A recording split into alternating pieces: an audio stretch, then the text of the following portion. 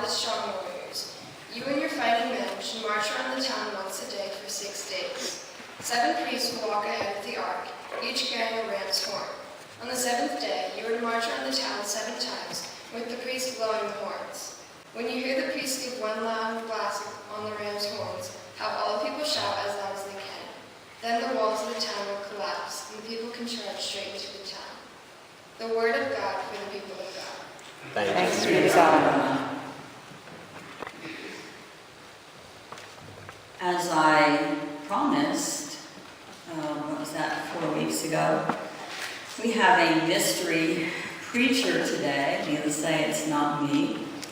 As you haven't noticed, this might look like a little family affair up here. That was my granddaughter, Pip, who stepped in to be the liturgist today. And I'd like to introduce now her sister Paige, who is going to give the message today. Come on up, Paige. Paige is, Pip and Paige both attend Wilson Senior High School. Pip is a freshman, Paige is a senior, and Paige has, I lost her. She ran out on me, I don't have anything prepared for trouble.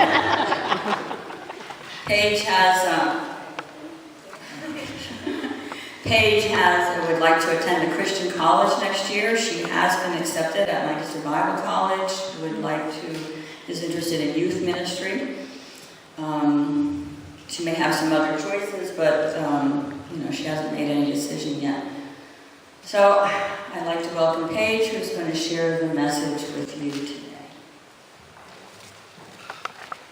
So my freshman year, my algebra teacher got pregnant, so they had to have a returning English teacher step in and take over the class for the last couple months that she was out for. Mr. Orm, our extended sub, seemed fairly fresh out of college.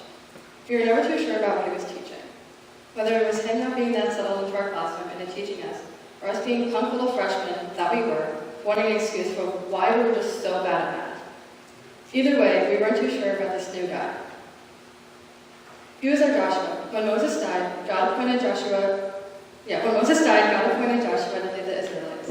Okay, I really didn't per se die, but she was never to be seen again, so potato potato for us, really. But still, the person we had known to teach us loved us, and we were stuck with this guy that we weren't too sure about. When the Lord spoke to Joshua, he told them that he would lead the Israelites into the land that was promised to them. Joshua 1, verses 1 to 3. After the death of Moses, the servant of the Lord said to Joshua, son of Nun, Moses' aide, Moses, my servant, is dead. Now then, you and all these people get ready to cross the Jordan River, and into the land I promised to give to them, the Israelites. I will give you every place where you step your foot, as I promised Moses. God tells Joshua he's going to be leading 40,000 some men. There are more to that population because in that time they would only count the men, so in reality it could be double or even more of that. Joshua was to lead them into the land that had been promised to them. He was about 100 years old when all this was happening, so he was no spring chicken, but he was still new to the leadership position. With new leadership, we always get skeptical because we don't like change. Joshua wasn't the one who got the Israelites out of Egypt, and he didn't split the Red Sea. Now, the very legitimate argument of God trusted Joshua, so the people must have completely trusted him also, is very clear. But these people were probably tired of losing him. They've been walking around the desert for decades, generations come and gone. The people knew that God promised them a homeland and safety, but they had no idea what that would be.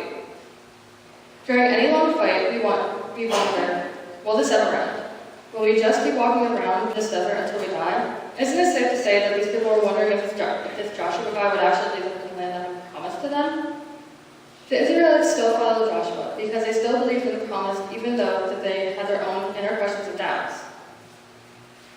Fast forward a couple chapters to chapter 6, where it begins to talk about how God gave Joshua the orders to walk around the walls of Jericho. Joshua chapter 6, verses 2 to 5. Then the Lord said to Joshua, see, I have delivered Jericho into your hands, along with its king and fighting men.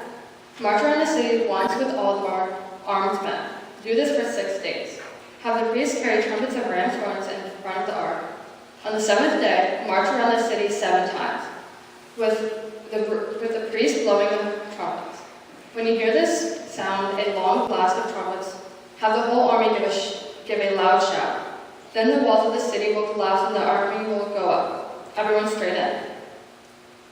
So they walked around the walls every day over the span of 7 days. The seventh day, they would blow the trumpets and Jericho would fall. Doing what the Lord had told them, they marched. As the soldiers marched, they were left alone with their thoughts and their quietness. No one has a perfect faith. There had to be people among them who were simply walking because they didn't want to be the odd man out.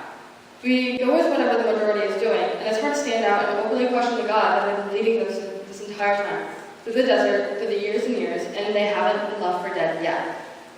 But as I said, no one has a perfect faith.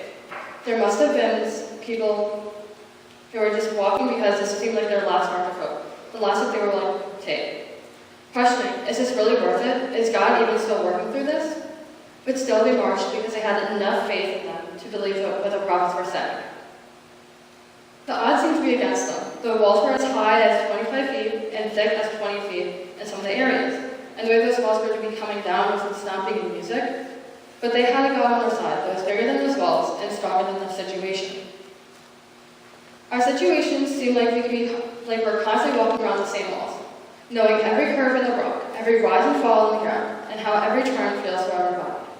We come to the altar and to God not knowing whether or not we're going to leave with the same weights we walked in with. It hurts when we walk away with the same things that are troubling our hearts and don't seem to see a change in our world. Our God doesn't always promise to answer our prayers for what we're going through, but He does promise to be for our side through it all. Even when we feel that it's a losing battle, our God is the God who has overcome the world. John 1:5, the light shines in the darkness, and the darkness has not overcome it. Jesus came to break our chains from the darkness. We can walk knowing His peace loves us, His peace, and knowing that He loves us every step of the way. Never has the darkness won over God. Jesus was in the tomb for 3 days, but He's still not there. Even when it seems like there's no hope in a situation, God steps in and still loves on you. God made the blind see, the dead walk again. They may seem like far off fairy tales of miracles that happened years upon years ago, but He's still working today. He is still healing the sick and comforting the hurt. He is working through His servants to love on their community, even if they wonder if they're actually making a difference. I'm a small group leader at my church for a group of 7th grade girls. They are some of the sweetest and funniest middle schoolers I've ever met, but also some of the most scatterbrained huggers I've ever met also. They will go on about the kids that they do and don't like at their school, and all the different things that they enjoy. And one of my favorites that they talk about that I have no clue about is the different singers that they listen to. But still, I show up because I know I was there for a reason. But you are making a difference. You don't have to change the world. Just allowing yourself to be opening to changing someone's world is enough, because God's going to use you in that position.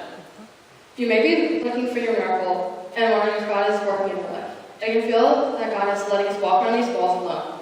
He's right next to you the entire time. He didn't leave for a second during the time that they were marching around the walls.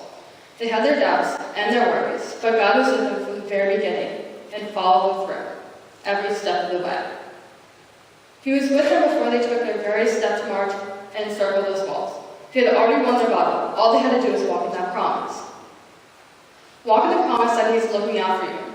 He has already won your battle. Have the faith to allow Him to move in your life.